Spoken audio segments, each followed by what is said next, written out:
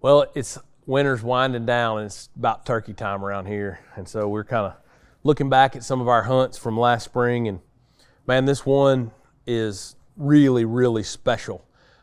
It's special because I killed this bird on a farm that my grandfather bought from his grandfather.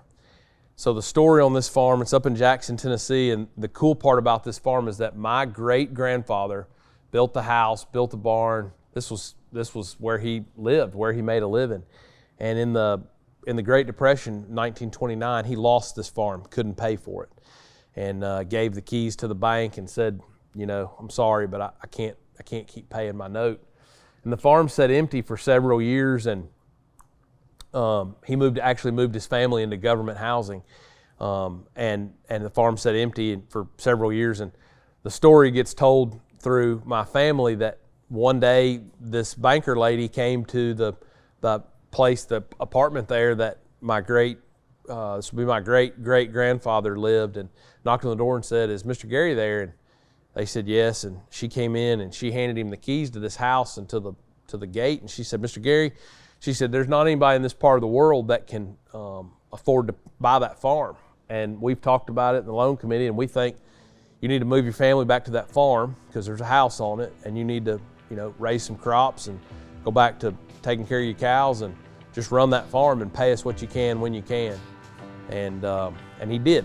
He moved back into that house, and he paid that farm off. We got the boss man with us this morning, but we got these turkeys rooster right on this point. We're gonna make a play here before it's too late. There's another road that drops down through there.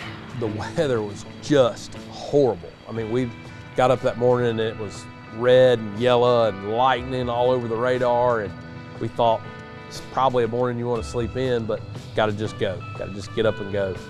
You think he's here? I think he's right in the middle of that island. Oh, okay. I do, but I mean, I could be wrong. No, let's do that. He's close, you're right. I feel like he's pretty close. So we made our move. We were able to slip through the timber, and it, you know, just worked out kind of perfect. There was a bunch of little dips. So we got in one of the dips, and we were able to crawl right up to the edge of that field, and it worked out perfect. Yeah, that's him right there. See him strutting. You think you want to slide up to that edge? I'll just sit back here and help a little bit.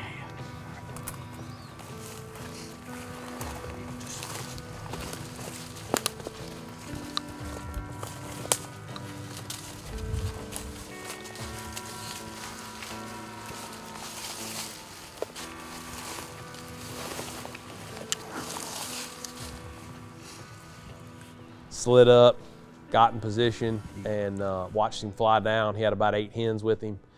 And he got to a point in that field where he could really see us, and we were kind of down in a little draw off the edge of the field, and Hunter went to yelping, and I started yelping back at him, and I mean, it was just like light switch. He clicked and decided that the stuff we were throwing was the stuff he wanted that morning.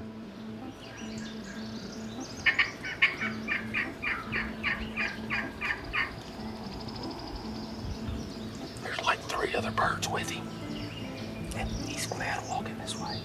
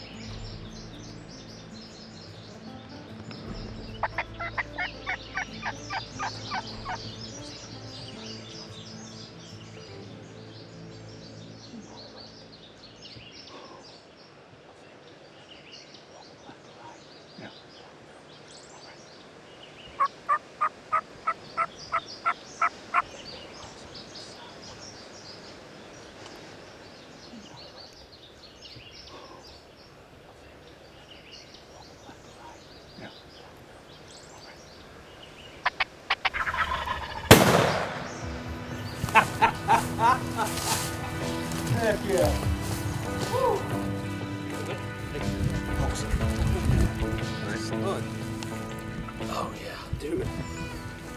Hey. Freaking smoke. That was awesome, man. What do you think, Spence?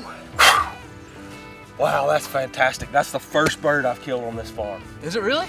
My great-great-grandfather lost this farm in the Great Depression. That's insane. And the bank gave it back to him. I've called a bunch up for the kids, for my dad, for my cousin, for you. My dad. Yeah, so your dad killed on him.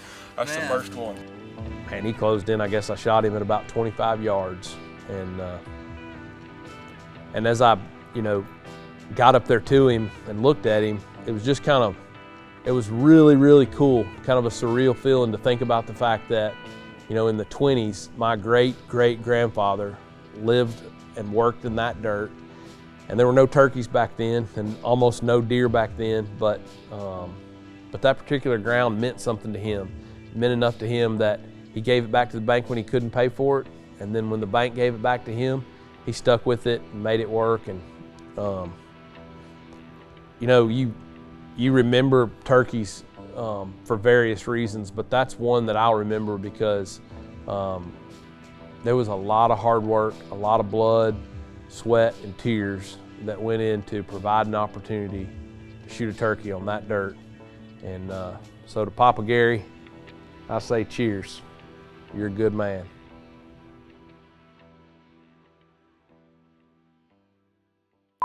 What happened, Spence? Man, I just literally was telling Jeff this morning, I was like, there's a lot of poaching in this area. This sucker must have come in from way on the backside because it is a long ways to a road.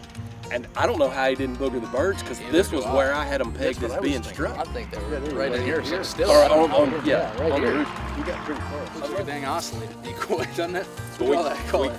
we got up in position and could see him strutting in the middle of the field and kind of got set up, and about the time he broke and started coming towards us, you could hear a guy on the slate coming. Ripping at I heard you say, dang, that sounds like a guy. I like to think Walmart, Featherflex, Rogue Ammunition. God, dang poacher. Well, at least he got to see it That's a happen. pretty good show. Yeah. Yep.